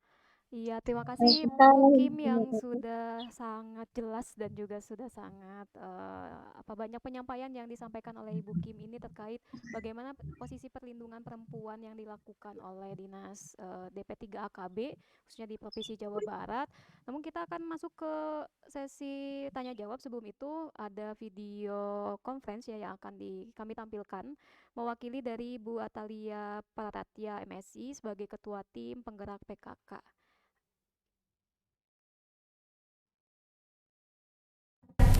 Assalamualaikum warahmatullahi wabarakatuh. Sampurasun. Bapak, Ibu, Akang Teteh, isu dan permasalahan terkait perempuan dan anak seperti kekerasan pada anak, perkawinan pada anak, prevalensi stunting, angka kematian ibu dan anak, human trafficking, perceraian dan lain-lain masih saja kerap terjadi di Indonesia, bahkan juga di Jawa Barat. Di Jawa Barat saja kasus tersebut masih cukup tinggi. Oleh karenanya perlu keterlibatan dari seluruh stakeholder untuk mengentaskan permasalahan ini. Upaya sudah banyak sekali dilakukan, diantaranya adalah pelaksanaan program dari mulai Puspaga, PUP, Motekar, Stopan Jabar, Kalua, hotline layanan PPA, ada juga yang namanya Beranda, Profila, termasuk program Sekoper Cinta Sekolah Perempuan Capai Impian dan Cita-Cita. Nah, ini semua diharapkan agar supaya perlahan mampu untuk mengurai permasalahan dan menjadikan perempuan Jabar mandiri dan juga berketahanan. Oleh karenanya, saya Atalia Praratya, Ketua Tim Penggerak PKK Provinsi Jawa Barat, sangat mengapresiasi kegiatan webinar ceramah Darul Arkom Nasyatul Aisyah 3 dengan tema Bangkit Membangun Gerakan yang Dinamis untuk Kesejahteraan Perempuan dan Anak, untuk memberikan wawasan serta sebagai upaya kita bersama dalam mencari solusi atas permasalahan yang ada. Sekali lagi selamat melaksanakan kegiatan untuk semuanya. Mohon maaf saya tidak bisa hadir secara langsung, namun mari kita saling menyemangati dan mari kita sama-sama mewujudkan perempuan Jabar juara lahir dan batin. Terima kasih, hatur nuhun. Wassalamualaikum warahmatullahi wabarakatuh. Ya, oke. Jadi tadi banyak sekali yang disampaikan terkait tren isu yang memang terjadi di Provinsi Jawa Barat ini. Mungkin ini yang jadi problematika juga ya Bu gitu. Ketika misalnya ada seorang korban yang kategorinya misalnya perempuan atau anak dan di lingkungan masyarakat ini jadi seolah ketika ada korban ini menjadi sebuah aib gitu ya bagi keluarga. Nah, ini yang menjadi keresahan juga gitu kan. Tapi alhamdulillah DP3AKB mencoba untuk memfasilitasi para korban di mana para korban ini dapat untuk mengadukan karena tersedianya layanan hotline dan juga call center yang memang aktif dan bisa dipergunakan oleh para korban gitu ya. Kadang kan orang takut karena ya takut dikatakan aib atau disalahkan karena mungkin perilakunya agak kurang baik atau lain sebagainya gitu. Tapi mungkin di sini juga DP3AKB mencoba untuk objektif ya bagaimana pendampingan yang dilakukan oleh DP3AKB dengan unit-unit pelayanan yang ada dan juga penyediaan juga layanan rehabilitasi dan juga bagaimana mereka untuk para korban ini masuk kembali di dunia sosial mereka gitu. Tidak ada kata minder lagi karena tadi stigma masyarakat selalu berkata bahwa adanya korban kekerasan seksual ini seolah jadi aib gitu ya. Dan ini yang dilakukan oleh DP3AKB tadi disampaikan juga kolaborasinya secara pentahelix gitu ya, bukan hanya pemerintah saja tapi ada akademisi, terus ada pelaku-pelaku usaha, lalu media pun terlibat ikut membantu campaign yang dilakukan oleh DP3AKB dan juga komunitas-komunitas mungkinnya yang memang terlibat di dalam program-program ini, dan juga tadi beberapa hal mengenai kemandirian perempuan juga sudah sangat jelas disampaikan gitu, bagaimana kemandirian ini dibangun, dan ada beberapa program yang dilakukan oleh DP3AKB ya untuk menyasar bagaimana nanti ke depannya ketika perempuan-perempuan ini mandiri gitu, baik secara pemikiran ataupun secara finansial bisa diterapkan, dan mungkin kasus-kasus kekerasan seksual juga tidak terlalu marak ya gitu ya nanti ke depannya gitu. Dan kita di PW Nasyiatul Aisyah juga memiliki salah satu program yang memang menjadi titik poin pada kesempatan kali ini, karena memang hari ini kita melihat kebutuhan dari konsen dari Nasyiatul Aisyah sendiri gitu. Ada yang namanya VLC gitu ya Bu. VLC itu Family Learning Center, yang dimana ini dilakukan sebagai satu bentuk usaha penyadaran bagaimana keluarga yang dibangun itu harus melakukan atau berkonsep pada keluarga tangguh gitu ya Bu. Jadi mungkin ini juga jadi salah satu harapan kami nanti ke depannya ya, untuk kita bisa bersinergi bersama gitu ya. Karena kita tadi ada beberapa hal seperti kalau berbicara kolaborasi pentahelix mungkin kami juga termasuk di situ gitu ya Bu. Ada komunitas dan masyarakat juga kami berada di lingkup itu. Mudah-mudahan nanti kita bisa berkolaborasi terhadap program yang apa saja yang kami lakukan oleh Nasyiatul Aisyah khususnya di Jawa Barat dan juga oleh Dinas DP3AKB. Nah, mungkin kita akan batasi untuk sesi tanya jawab. Dua dulu saja ya, dua penanya. Tadi sudah ada yang raise hand ya? Tadi yang Sudah ada tuh 2 orang langsung dari ini. Oke, saya cek ini ada 2 orang dari Kabupaten Bogor dan juga Kabupaten Indramayu. Ini boleh di on cam, dan juga saya persilakan untuk Teh Nida dulu dari Kabupaten Bogor. Terima kasih kepada Teh Rini, senior saya juga di IPM. Assalamualaikum warahmatullahi wabarakatuh. Waalaikumsalam Salam. warahmatullahi wabarakatuh. Perkenalkan, nama saya Nida dari PDNA Kabupaten Bogor. Izin bertanya kepada Ibu terkait kekerasan. Nah, kekerasan ini kan bisa dilakukan oleh siapa saja gitu ya Bu ya. Oleh siapa saja, di mana saja, dan bahkan kapan saja gitu. Nah, kekerasan terhadap perempuan dan anak, terutama kekerasan fisik dan seksual ini, tidak jarang juga dilakukan oleh orang terdekat gitu.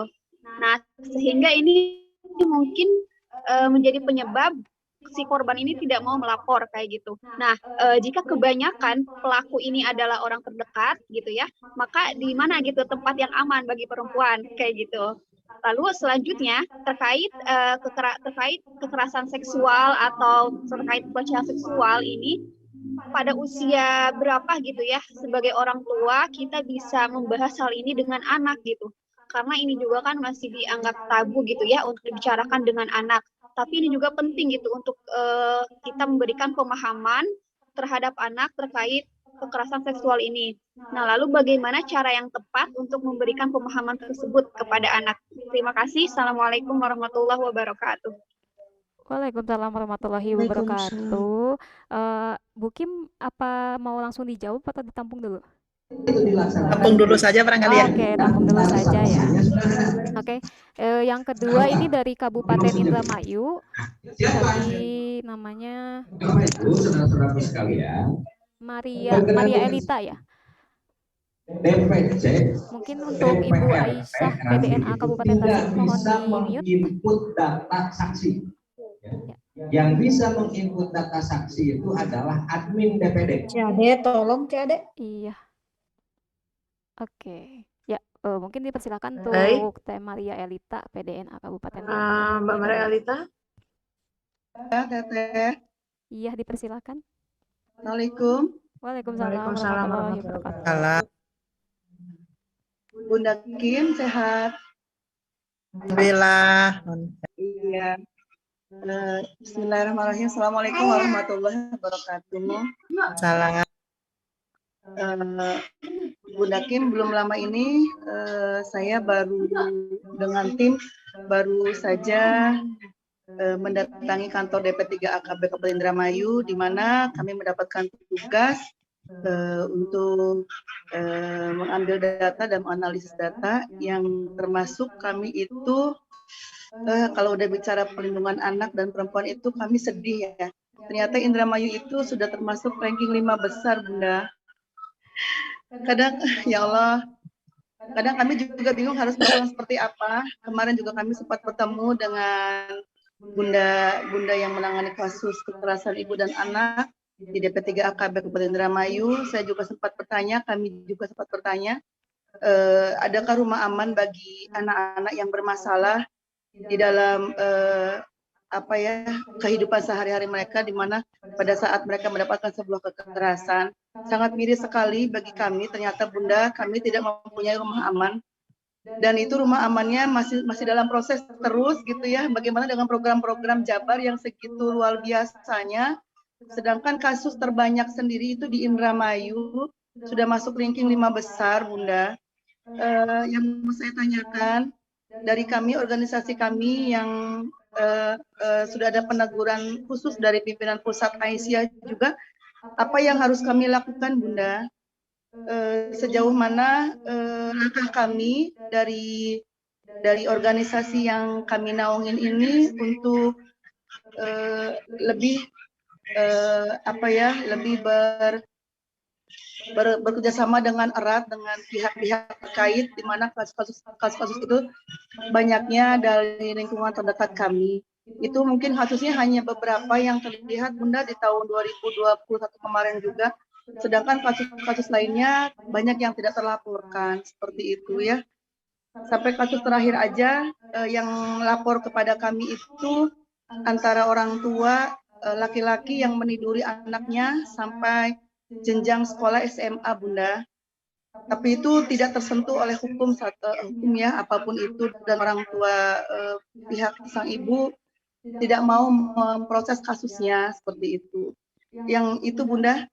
Jadi mohon pencerahannya untuk kami yang ada di daerah, apa yang mesti kami lakukan, seperti apa, sejauh mana kami melangkah dengan pihak-pihak terkait, di mana kasusnya itu yang kemungkinan besar terdapat di daerah kami. Itu saja, Bunda. Terima kasih. Mohon pencerahannya.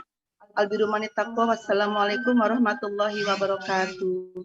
Waalaikumsalam warahmatullahi wabarakatuh. Warahmatullahi wabarakatuh. Ya, saya mau bacain dulu di room chat ya, Bunda. Gimana Teh Rini? Ya. Langsung dijawab saja, Teh. Ada. Saya mau bacakan Silakan dulu. Bunda, Teh Rininya. Oh ya, baik. Baik, saya coba jawab. Terima kasih Teh Nida dari Kabupaten Bogor. Kumaha di Bogor, hujan pangintennya, hujan wae. Ya. Baik, pertanyaannya memang betul sekali ya Teh Nida, bahwa kami sedang melakukan persiapan untuk kampanye Jabar Cangker itu ya, Jawa Barat berani cegah tindakan kekerasan. Betul sekali, memang kekerasan itu bisa terjadi kepada siapa saja, baik anak-anak, remaja, dewasa, lansia, begitu ya.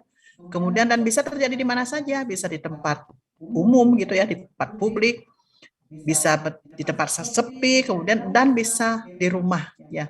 Jadi di mana tempat aman bagi si korban begitu ya.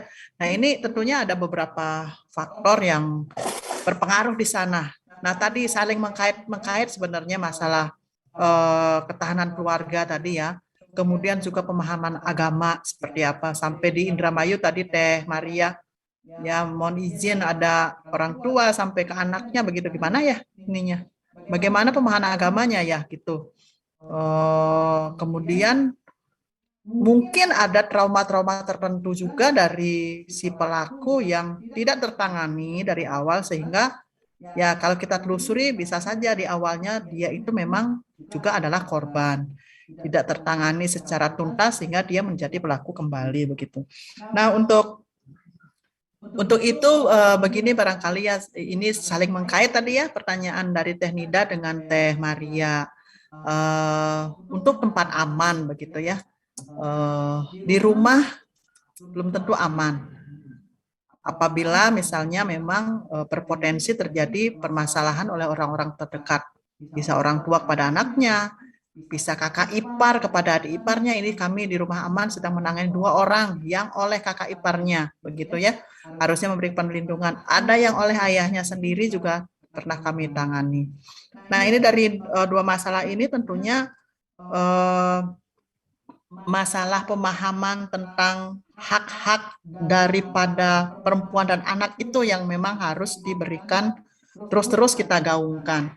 Kenapa kami di Provinsi mengatakan bahwa untuk pencegahan dan perlindungan perempuan dan anak ini tidak hanya bisa oleh pemerintah, tapi pemerintah mengkoordinasikan, mensinergikan, memfasilitasi di mana lembaga-lembaga mitra-mitra kita, relawan-relawan kita, kemudian bahkan dari lembaga-lembaga mitra terdepan pemerintah seperti PKK, tim penggerak PKK yang ada sampai ke tingkat dasawisma ini yang akan kita raih gitu untuk apa namanya yang mengawal, memberikan pemahaman, mungkin mengedukasi dulu ya tentang ketahanan keluarga di awal ya. Tapi kalau sudah terjadi bagaimana? Ya sudah terjadi tadi ada yang mau melaporkan, ada yang tidak mau karena itu aib gitu ya. Bahkan itu mungkin dilema bagi seorang pelapor. Kalau saya laporkan, bagaimana suami saya ditahan? Ya, kalau dia menerima tindakan kekerasan bagi perempuan punya anak kecil, aduh bagaimana anak-anak saya masih kecil-kecil? Nanti saya siapa yang memberi nafkah dan lain sebagainya? Kan seperti itu ya. Jadi ini ada apa ya? Ada kesadaran yang harus dibangun gitu ya bagi terutama bagi kita perempuan dan juga anak-anak bahwa dilaporkan itu bukan untuk penjara gitu ya, tetapi mungkin akan dilakukan langkah-langkah psikologis gitu, langkah-langkah mediasi, langkah yang mungkin juga hukum gitu yang bagaimana hal ini tidak terulang kembali, karena yang mungkin yang akan menjadi korban itu bukan hanya yang ada dirinya gitu ya sebagai keluarga, sebagai ibu, sebagai anak, tetapi juga nanti mungkin akan dilakukan kepada orang lain. Nah, ini yang harus kita aware begitu, peduli untuk sama-sama mencegah tindakan itu. Nah, di Provinsi Jawa Barat sendiri yang tadi saya sampaikan di dalam Undang Perda Perlindungan Anak itu bahkan dicantumkan apabila seseorang mengetahui adanya kekerasan tetapi tidak melaporkan, itu juga ada sanksinya. Nah, dengan kata lain bahwa yang melaporkan itu ya Teh Nida dan juga Teh Maria itu bukan hanya pelapor saja yang bisa melaporkan, tetapi bisa dilaporkan oleh mereka yang mengetahui adanya kekerasan tersebut. Gitu. Contoh yang mungkin contohnya seperti yang viral kemarin tuh ada anak yang di Sumedang yang dirantai, masih ingat ya Ibu? Kemudian anak di Kota Bandung yang diperjualbelikan melalui apa micet ya. Itu kan yang lapornya bukan dia. Malah orang tuanya bilang begini, ah pun anak pada dicanak uwih we ya wios. Nah, tetapi masyarakat ketua RW-nya bilang, Pak ini bukan hanya masalah biasa, anak Bapak dibawa kabur, enggak, ini masalah pidana. Mari kita laporkan. Nah, orang tuanya sadar sehingga dilaporkan, terungkaplah jaringannya kan seperti itu. Seperti anak di Sumedang juga seperti itu. Masyarakat yang mengetahui, walaupun mengetahuinya secara tidak langsung ya, karena ada rumah kebakaran, mereka pengen memadamkan api, ternyata ada anak di sana yang dirantai begitu. Tapi masyarakat, walaupun yang melakukannya bibinya sendiri, dia tidak bisa. Nah, seperti itu. Jadi kita tidak bisa berpikir lagi bahwa apabila menemui dan mengetahui ada tindakan kekerasan di lingkungan kita, tenaga kita mendiamkan sekarang sudah tidak saatnya lagi gitu. Kita boleh melaporkan dan apabila kejadian itu terjadi kepada anak, nah sepengetahuan saya gitu ya, kasusnya itu kalau sudah dilaporkan akan dilanjut oleh pihak kepolisian, pihak penegak hukum gitu ya, karena itu melanggar hak anak gitu, melanggar hak anak ya sama dengan melanggar hak asasi kan seperti itu. Seperti itu ya Tenida. Jadi kita bangun kesadaran kepada masyarakat bahwa bukan hanya berani bicara ya, berani melapor, itu berarti kita berani berpihak kepada korban gitu ya. Kita pikirkan saja apabila hal ini diantep gitu ya, didiamkan oleh kita yang mengetahui berulang-ulang terjadi tindakan kekerasan, bagaimana nasib seorang anak di masa depannya begitu. Dia tidak punya masa depan dan itu sangat selain orang tuanya sangat berdosa, mungkin kita yang mengetahui juga akan merasa apa ya, bertanggung jawab begitu kepada kehidupan dia selanjutnya. Nah, kemudian usia berapa yang dilakukan kepada anak untuk mengetahui ya, untuk membicarakan mungkin ya, memberikan pengetahuan edukasi gitu ya, seks edukasi mungkin itu maksudnya ya Tenida ya. Nah, sebenarnya dari kecil Teh, ini anak-anak TK sekarang juga sudah diberikan lagu ya, yang judulnya Sentuhan Boleh, gitu ya, Sentuhan Boleh, kepala, tangan dan kaki, kalau nggak salah gitu lagunya. Sentuhan tidak boleh, sentuhan tidak boleh, yang tertutup baju dalam gitu kan ya. Nah itu sebetulnya cara-cara edukasi kepada anak supaya dia tahu mana anggota tubuhnya yang boleh disentuh orang lain dan mana yang boleh disentuh hanya oleh dirinya sendiri. Nah cara-cara ini barangkali yang efektif begitu ya. Ya, tentu saja kalau anak kecil umur TK begitu dia tidak akan mengetahui apa sih itu namanya seks apa gitu ya. Ya edukasi yang seperti lagu-lagu, cerita-cerita yang seperti itu dari kecil Teh. Nah, kemudian untuk kita jangan pernah mengatakan kamu udah masih kecil sok pakai rok mini kita naon udah lucu. Misalnya gitunya pakai rok legbongnya udah lucu. Punten gitu ya, kalau ada tetangga kita seperti itu tolong diingatkan. Tetap itu anak-anak harus perempuan gitu harus pakaikan baju yang secara tertutup sehingga tidak memancing. Tidak banyak kan kejadian. Tidak sedikit kejadian bahwa nauzubillah min dzalik. Saya juga kalau mendengar ini semerinding, Bu. Yang anak 5 tahun, yang anak bahkan anak 2 tahun oleh kakek-kakek kan seperti ya, karena mungkin ya saya kurang tahu ya selain apa namanya faktor-faktor yang saya sebutkan tadi. Nah, ada mungkin gitu ya yang tidak dipahami, mungkin ya bajunya terbuka atau seperti apa yang sehingga itu memancing perhatian bagi si korban ya. Ini terlepas dari perilaku dan mental ininya ya si pelaku begitu. Nah, seperti itu barangkali dari kecil ya Tenida kita lakukan sosialisasi ini kepada anak-anak kita, kepada adik-adik kita, sehingga mereka tuh tahu apa sih kemudian yang berpotensi gitu apabila orang ingin menyentuh gitu ya, dia harus punya proteksi diri dari kecil. Kemudian bagi saat ini sudah ada, saya sampaikan saja sekalian ya, ini menjawab dua pertanyaan sebenarnya. Saya sampaikan bahwa saat ini sudah ada kode begitu ya, kode internasional bagi mereka yang dalam kondisi misalnya bahaya, dalam kondisi mengalami kekerasan, baik fisik, psikis, seksual, dan lain sebagainya, mungkin diculik. Itu melalui kode tangan yang barangkali sudah tahu. Jadi nanti Pak Gubernur akan mensosialisasikan dalam kampanye yang saya katakan tadi, kode tangan ya apa namanya ditelapakan, kemudian jari diselipkan di tengah, terus semuanya tidak nampak ya, dikepalkan. Jadi ini adalah kode bahwa seseorang berada dalam kondisi kekerasan tanpa harus bicara. Nah, ini sudah insya Allah nanti juga akan disosialisasikan kembali dan bisa juga oleh anak-anak sekolah begitu ya, anak-anak kita bisa disosialisasikan juga. Nah, kemudian itu barangkali untuk Tenida dan sebagian kepada Teh Maria. Kemudian di Indramayu ya betul sekali Bu. Ini yang saya sampaikan tadi, komitmen bersama untuk mencegah kekerasan perempuan dan anak ini sangat penting.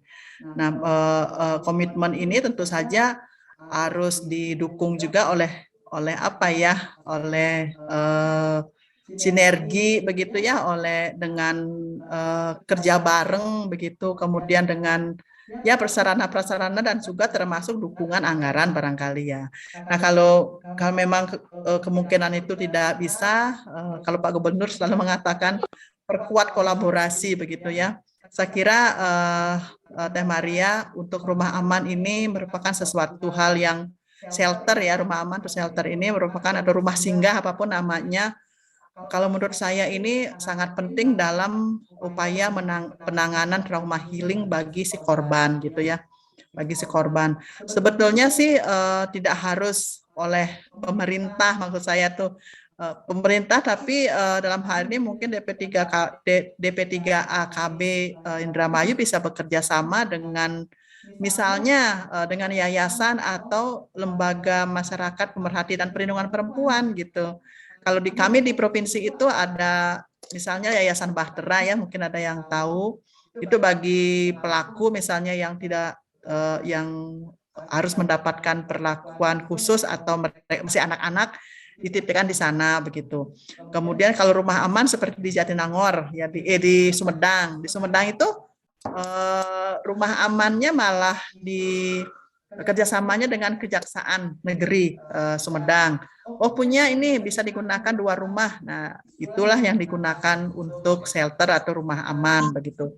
Kemudian mungkin di sana kan di Indramayu ada sebuah perusahaan yang besar ya, gitu. Barangkali Ibu bisa kerjasama, ya Ibu sampaikan ide barangkali kepada pemerintah di sana ya, sama kepada dinas terkait begitu, untuk agar ada rumah aman yang memang kasusnya ya di Indramayu apabila banyak itu kan pasti membutuhkan penanganan yang cukup yang ekstra begitu ya, ekstra dan membutuhkan satu tempat di mana semua unsur tadi bisa bareng-bareng untuk melakukan penanganan terhadap korban. Kalau untuk rumah aman sendiri ini memang salah satu sebenarnya yang dipersyaratkan kepada UPTD PPA atau P2 TP2A gitu ya. Saya kurang tahu di Indramayu apakah masih UPTD apa masih P2 TP2A nih Teh Maria? Sudah ada UPT apa? Iya, ya? sudah ada itu Sudah UPT ya? TP2. Nah, Iya. ya. Kalau misalnya sudah ada UPT-nya, saya lupa saya ada datanya. Nah, apalagi kalau sudah ada UPT-nya bisa didorong atau barangkali kami juga sudah pernah mengalayangkan surat nih Teh Maria kepada semua kabupaten kota untuk didorong terbentuknya UPTD, PPA ya, sehingga untuk koordinasinya barangkali bukannya mengatakan bahwa P2 TP2A yang sudah ada tidak efektif, bukan, tetapi lebih terstruktur begitu sehingga cara kerjanya, kemudian alokasi anggarannya itu bisa diakomodir oleh pemerintah. Yang menurut saya mungkin perkuat kolaborasi, mungkin Teh Maria ya, nanti bisa bersinergi dengan tadi yang saya katakan pentahelik dengan perusahaan yang ada, mungkin minta CSR-nya atau seperti apa gitu. Karena menurut saya ini sangat penting untuk rumah aman juga sebagai tempat singgah dan pemulihan korban, trauma healing dan juga pemulihan psikologis daripada korban. Kemudian termasuk terkait korban yang tidak terlaporkan, yaitu saya katakan tadi ya sudah terjawab Teh Ninda, itu karena melaporkan itu bukan berarti harus oleh yang mengalami saja, tetapi oleh masyarakat siapapun boleh melaporkan. Kalau misalnya mengetahui adanya tindakan kekerasan, dan ini juga memang perlu edukasi. Makanya oleh karena itu tadi saya sampaikan upaya-upaya yang kita lakukan untuk mencegah kekerasan ini apa? Ada komunikasi, ada edukasi. Komunikasi, informasi dan edukasi itu terus kita lakukan begitu supaya masyarakat itu menyadari bahwa tindakan kekerasan itu memang harus dicegah dengan cara ya bagi yang melakukan kekerasan itu ya harus dikasih mempertanggungjawabkan perbuatannya gitu sehingga tidak berulang lagi gitu kepada orang lain, tidak ada efek jerak begitu ya. Di samping juga memang faktor pemahaman agama ini harus selalu terus-terusan dikuatkan. Begitu barangkali Teh Rini, mangga yang bisa saya jawab. Terima kasih. Iya, mungkin ada satu pertanyaan lagi ya. Masih ada waktu untuk bertanya, Bu Moderator. Ada suara saya ada. Cek. Ya, Apa masih ada waktu Ibu moderator untuk oke, bertanya? tadi saya mau review dulu di room chat, ada beberapa pertanyaan yang tadi sudah dijawab juga oleh Bu Kim ya, terkait bagaimana Ini komunikasi. suaranya masih di Suaranya tidak ada. Moderatornya masih di mute. Di mute. Masih di mute. Masih adakah kesempatan untuk bertanya, Ibu moderator? Sebentar. Oke. Di sana. Yuk. Sebentar. Nggak ada yang membackup Ibu Iya, moderator tadi. cek. Ada suara saya. Ada suaranya. Gimana, masih Iya. ada waktu Ibu Ya moderator boleh, untuk nanti bertanya? ada tiga pertanyaan ya tadi di room chat yang juga sudah dijawab oleh Ibu tadi saat kalian menjawab tentang bagaimana komunikasi untuk membangun kami secara aktivis ketika mendekati korban gitu ya. Terus yang keduanya tadi tentang apa penjalinan kerjasama ya dengan PD Nasyiatul Aisyah, karena kita ada di 27 kota kabupaten juga Bu. Jadi mungkin nanti teman-teman Nasyiatul Aisyah di kota kabupaten bisa langsung bersilaturahmi ke Dinas Pemberdayaan Perempuan dan Anak di kota kabupatennya masing-masing.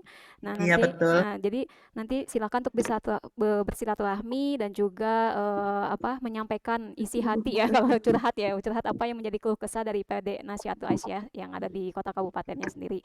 Dan yang satunya lagi dari Kabupaten Karawang tadi bagaimana jika ada korban pernikahan usia dini itu keluarganya sendiri gitu. Jadi kita punya keluarga yang menikahkan anaknya secara dini gitu. Ya, mungkin tadi Teh Winda ya dari PD Nasyiatul Aisyah Kota Tasik boleh juga menyampaikan satu lagi pertanyaan Bu untuk sesi kita kali ini sebelum kita tutup. Dipersilakan Teh Winda. Masih di mute? Ya. Oke. Ya, terima kasih Teh Rini atas kesempatannya. Langsung saja kepada Ibu. Iya. Yang dipertanyakan Ibu, peran nyata pemerintah ketika seorang ibu yang tidak teredukasi atau kurang ilmu dan kurang pengetahuannya terhadap pendidikan pendidikan di lingkungan keluarga. Saya langsung ke contoh kasusnya, misal ada seorang ibu yang meminta-minta di jalan, lalu anak bayinya itu dijadikan alat untuk untuk dikasihani barangkali ya. Bahkan saya pernah mendengar kasusnya kalau anak itu dibius, jadi anak itu aman selama digendong misal seharian gitu. Terus ada juga beberapa kasus khususnya di Kota Tasik ya. Anak-anak itu di jalanan banyak sekali anak-anak pang yang sekiranya kalaupun pemerintah menseriuskan, barangkali anak tidak terjun kembali ke jalanan karena mungkin ya peran orang tuanya itu tadi. Barangkali dari pemerintah peran strategisnya banyak sekali di akar rumput ya, di grassroots itu ibu-ibu yang memang kurang edukasinya dalam mendidik anak itu sendiri gitu. Barangkali itu Bu pertanyaannya. Terima kasih atas kesempatannya. Assalamualaikum warahmatullahi wabarakatuh. Waalaikumsalam. Langsung saja Bu Salam. langsung menjawab. Baik Teh Rini, yang terima kasih Teh. Siapa tadi tuh yang di room chat Teh? Yang dari Karawang ya. Ya, sama Teh Winda, terima kasih dari Kota Tasik. Untuk pernikahan dini yang memang sebetulnya upaya-upaya ini sudah dilakukan sejak lama begitu ya, karena ada apa yang mempengaruhi terjadinya pernikahan dini juga ini memang salah satunya dari budaya gitu ya, budaya yang berkembang di masyarakat dari dulu. Punten ya di daerah-daerah di pelosok begitu masih ada stigma bahwa anak perempuan ngapain sekolah tinggi-tinggi, udah aja pasti juga akan menikah ya gitu ya. Setelah balik mereka tuh balik ada yang 12 tahun, 13 tahun, 15 tahun gitu, udah nikah saja kan gitu ya. Hal-hal ini ya stigmatisasi seperti ini kan harus kita kita terus-terus rubah ya, karena merubah mindset itu ya Teh Winda tuh nggak gampang gitu ya, apabila sudah melekat. Kemudian ada apa namanya ya, kepercayaan-kepercayaan tersendiri yang mengarahkan bahwa anak perempuan itu harus segera menikah begitu. Padahal setelah diteliti gitu, dari sisi kesehatan juga alat reproduksinya belum matang begitu ya. Dari sisi psikologi, dari sisi psikis mental juga dia belum siap. Ya bayangkan aja anak harus menikah, kemudian nanti pada saat punya anak punya anak begitu ya. Jadi sebetulnya kan hak-hak anak itu terampas pada saat dia menikah muda. Jadi tidak bisa sekolah, tidak bisa berpartisipasi, tidak bisa mengembangkan dirinya sesuai dengan umurnya anak, karena dia harus mengurus anak begitu ya, sudah mengurus anak. Nah, apa yang harus kita lakukan? Tentunya begini Teh, saat ini pemerintah satu sisi sudah mengeluarkan perubahan tentang undang-undang tentang perkawinan ya, tentang perkawinan di mana usia usia seseorang yang boleh menikah itu sudah dinaikkan. Tadinya perempuan 16 tahun, laki-laki 19 tahun. Sekarang sudah dinaikkan menjadi perempuan 19 tahun, dua-duanya 19 tahun. Nah, untuk itu saat ini nih Teh yang dari Karawang, untuk seseorang bisa menikah sebelum usia 19 tahun itu harus mendapatkan rekomendasi dari Pengadilan Tinggi Agama. Tuh, harus mendapatkan rekomendasi. Ini cara yang dilakukan oleh pemerintah. Jadi apabila misalnya tidak diberi rekomendasi, ya tidak bisa dilakukan nanti, karena yang mencatatkan itu adalah dari Pengadilan Tinggi Agama kan, dari kantor Pengadilan Tinggi Agama ya Pak Kuwu ya. Dan kemudian lain halnya kalau misalnya nikah siriweh heula gitu. Nah, itu kan siapa yang bisa mengontrol dalam masyarakat? Nah, peran-peran orang terdekat ya ini memang penting begitu ya.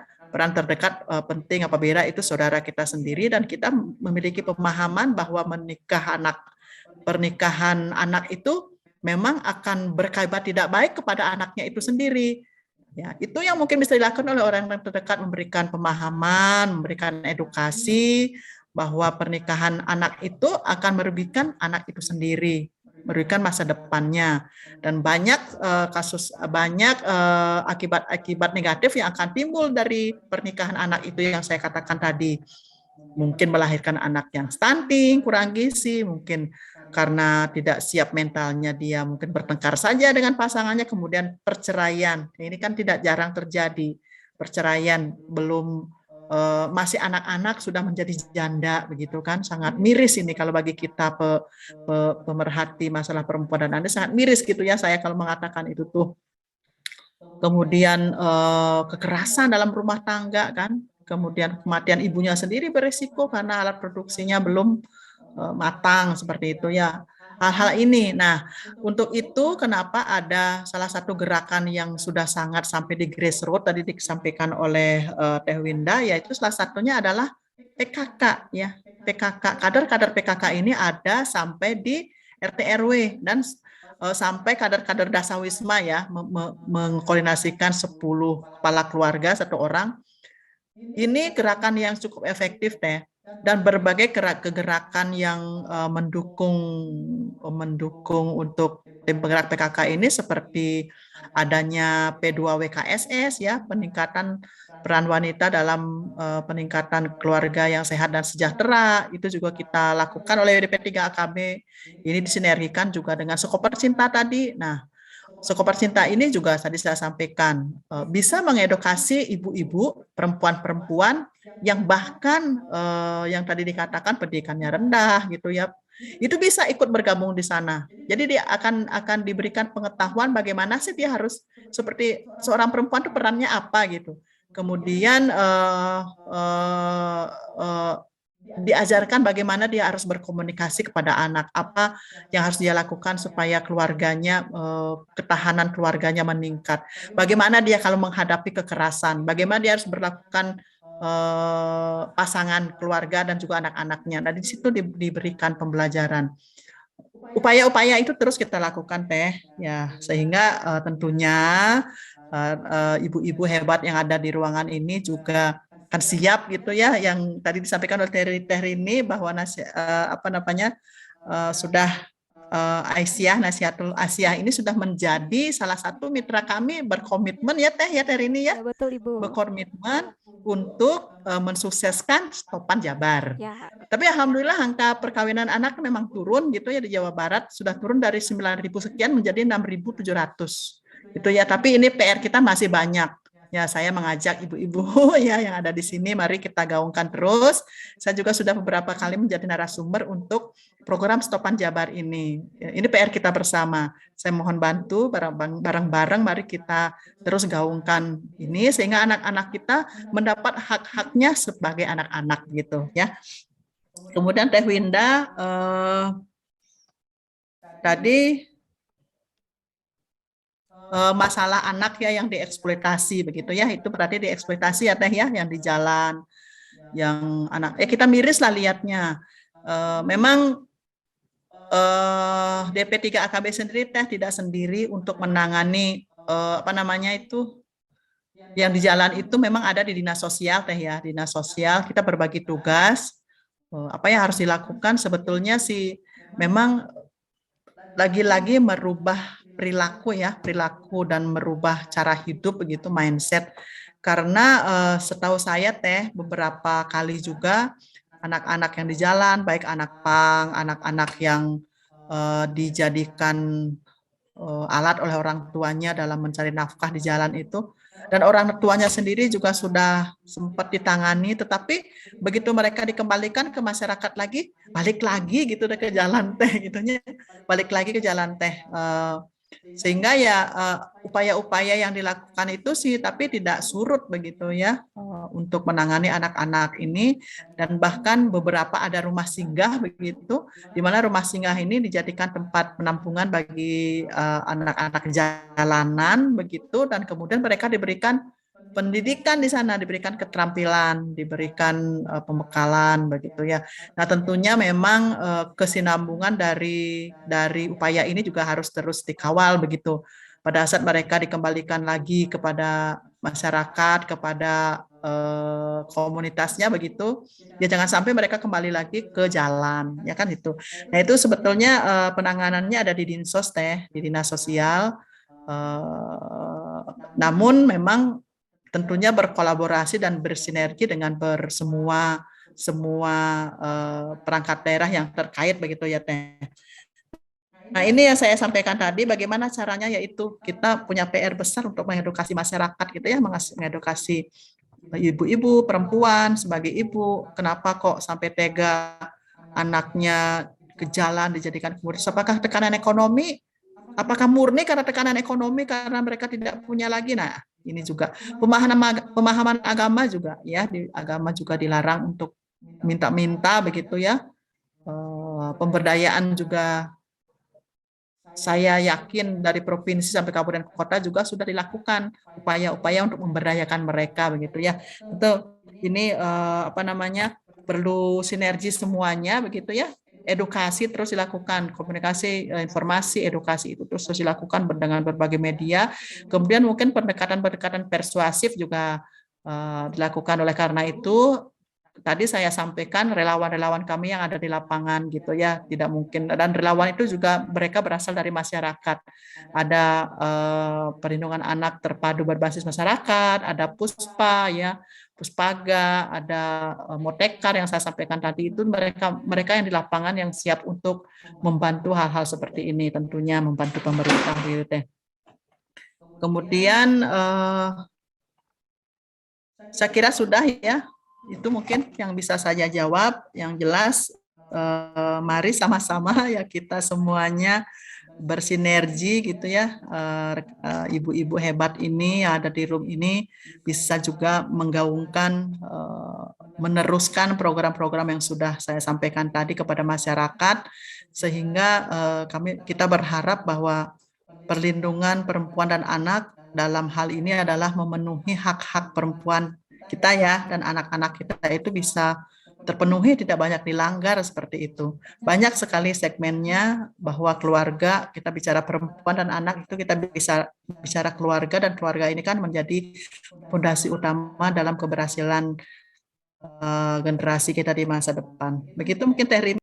Iya, terima kasih Bunda Kim ya yang sudah sangat jelas dan juga menjawab pertanyaan yang hadir di dalam forum diskusi kita kali ini. Sebetulnya masih banyak ini yang mau bertanya gitu, saking antusiasmenya tinggi sekali gitu ya, apalagi Jadi catat saja Teh, nanti bisa barangkali kesempatan lain Iya, kita betul. berdiskusi Betul. lagi. Namun memang kita dibatasi waktu, jadi mungkin mudah-mudahan nanti kita bisa ketemu lagi dengan Bunda Kim dengan beserta Ya Allah. jajarannya DP3AKB yang kita akan berdiskusi kembali mengenai bagaimana perlindungan terhadap perempuan dan anak khususnya di Provinsi Jawa Barat. Terima kasih atas waktu dan kesempatannya juga Bunda Kim yang sudah hadir, dan semoga apa yang Mas-Sam. disampaikan itu kita dapat ambil manfaat dan juga bisa kita praktekkan di kehidupan kita sehari-hari gitu ya. Oke, saya tutup saja forum sesi kali ini dengan membaca hamdalah bersama-sama. Alhamdulillahirabbil alamin. Alhamdulillahirabbil alamin. Billahi fisabilil haq, fastabiqul khairat. Wassalamualaikum warahmatullahi wabarakatuh. Waalaikumsalam warahmatullahi Kita ada wabarakatuh. sesi. Ini saya didampingi juga oleh Ibu Leni Oh ini iya, ya dari bidang oh iya betul. bidang perlindungan perempuan dan anak. Iya, Acung Bu Leni. Bu Leni. Saya juga didampingi oleh Ibu Ketua PWN Nasyatul Aisyah, Bu. Oh iya Ibu, salam. Dari tadi ada di sini. Assalamualaikum Bun. Salam, Iya, sami-sami. dari tadi. Sukses ya acaranya, sarehat sadayana. Amin. Mudah-mudahan bermanfaat. Jazakillah sudah berkenan memberikan Sami-sami pencerahan Ibu. bagi kami semua. Ini adalah saat yang luar biasa bagi kami bisa berjumpa langsung dengan Bu Kim dan juga bisa bertemu dengan Bu Leni ya, Bunda Leni. Jazakillah khair, mudah-mudahan bunda-bunda sehat selalu ya. Insya Allah Amin. mudah-mudahan Sami-sami. kita bisa Doain bertemu sama. kembali dan bermitra kembali ya demi anak perempuan dan anak sejahtera Jabar Juara. Terima kasih Bunda. Ya, siap. Terima kasih Bu atas acaranya, mendukung juga program-program kami Bu. Terima kasih. Iya. Ya. Bunda mungkin Izin saya ada live sesi foto bersama dulu. Oh, baik, Iya, baik, boleh. baik, Mangga, Para silakan. peserta silakan untuk on cam. Kita akan potret dulu di Zoom meeting kita kali ini. Saya Babai. Oke. Oke. Siap. Slide 1. Ada 3 slide, jadi silakan untuk senyum. Untuk senyum. Dan slide 1, 1, 2, 3. Slide 2, 1, 2, 3. Ya, masih tetap tersenyum. Slide yang ketiga. 1, 2, 3. Oke, terima kasih atas perhatian dan Terima juga kasih ya Iya. semuanya. Ini pas adzan azhar Iya, ya. betul. Wilujeng Sadayana. Ya Teh Ibu Ketua Teh Rini izin live ya, semuanya sukses. Assalamualaikum. Hatur nuhun, Ibu. Waalaikumsalam. Waalaikumsalam warahmatullahi wabarakatuh. Warahmatullahi wabarakatuh.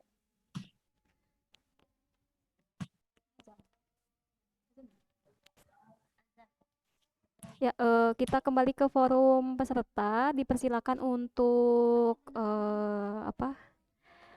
dipersilakan untuk mengisi waktu isoma dulu ya, istirahat sholat. Nanti kita masuk lagi ke room jam 4 sore 16.00. Izin live ya. Oh iya Ibu Bunda Leni, terima kasih. Ya. Jadi silakan untuk mempergunakan waktunya untuk sholat asar, dan kita akan kembali pada ruangan Zoom kita di pukul 16.00. Terima kasih. Ya, mohon tidak ngaret ya, jadi agar forum kita juga tidak terlalu ngaret nanti selesainya. Ya, terima kasih. Assalamualaikum warahmatullahi wabarakatuh.